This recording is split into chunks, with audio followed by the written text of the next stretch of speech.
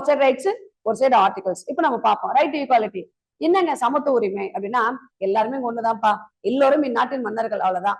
எல்லோரும் இந்நாட்டின் மன்னர்கள் அப்படி சொல்லிட்டு அதுக்கு கீழே நிறைய 14 இருந்து 18 வரைக்கும் ஒவ்வொரு ஆர்டிகல் கொடுத்து வச்சிருக்காங்க. நம்ம அதை அப்புறம் டீல் பண்ணுவோம். ஒண்ணு, இந்த சட்டத்துக்கு முன்னாடி ஆணு பெண்ணு, நெட்டை குட்டை, பணக்காரன் ஏழை அப்படிலாம் கிடையாது. படிச்சோம் படிக்காதோம் அப்படிலாம் கிடையாது. இங்க எல்லாம் ஒண்ணுதான். சட்டத்துக்கு முன்னாடி எல்லாரும் ஒண்ணுதான், அவ்வளவுதான். அதான் ரைட் டு ஈக்வாலிட்டி. சட்டம் எல்லாரையும் ஈக்குவலா தான் ட்ரீட் பண்ணணும்.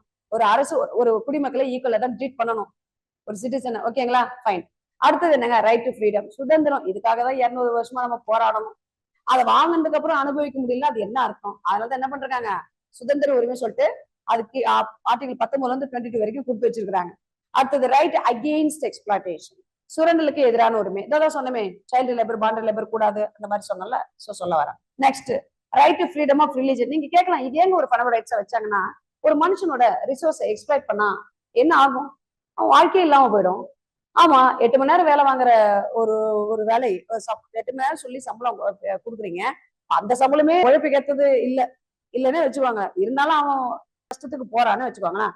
அதுலயும் 8 மணி நேரத்துக்கு வேலைன்னு சொல்லி 10 மணி நேரம் வேலை வாங்கி 8 மணி நேரத்துக்குரிய சம்பளம் தான் நீ கொடுக்குற அப்படின்னா, அப்போ அவனுடைய டெய்லி 2 ஹவர் எக்ஸ்ட்ரா வேலை பாக்குறான்னா சம்பளமே இல்லாம அவன் நினைச்சு பாருங்க, அவனுடைய என்ன ஆகும்?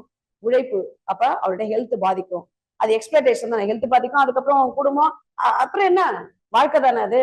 அதனால அது ஃபண்டமெண்டல் ரைட்ஸ் வச்சிருக்காங்க பாருங்க. அடுத்தது கல்ச்சுரல் அண்ட் எஜுகேஷன் ரைட்ஸ். ஆமா தாங்க, இந்த ஒரு சிட்டிசன் தன்னுடைய கல்ச்சரை பாதுகாக்கிறது அவருடைய ஃபண்டமெண்டல் ரைட்ஸ். கல்ச்சர் என்னங்க சொல்றாங்க, அவன் பேசுற மொழி அது அவருடைய கல்ச்சர், அது அவருடைய அடையாளம். அந்த மொழிக்குரிய ஸ்கிரிப்ட் எழுத்துன்னு சொல்லி பார்த்தோன்னா அது அதனுடைய அடையாளம்.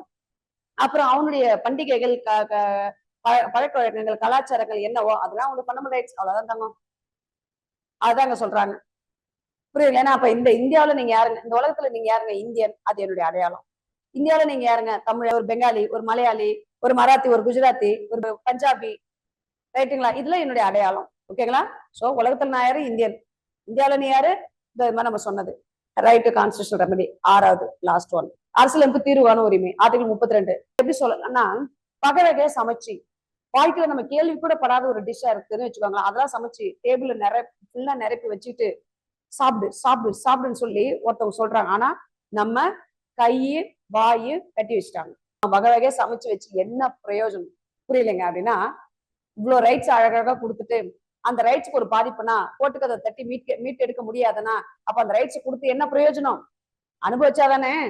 அத ரைட்ஸ்க்கு ஏதாவது ஒரு ஆபத்துல நான் கோட்டுக்கதை தட்டி மீட் எடுக்கிற ஒரு வழி இருந்தா தானே. எஸ், அதுதான்ப்பா கான்ஸ்டிடியூஷனல் ரெமடி.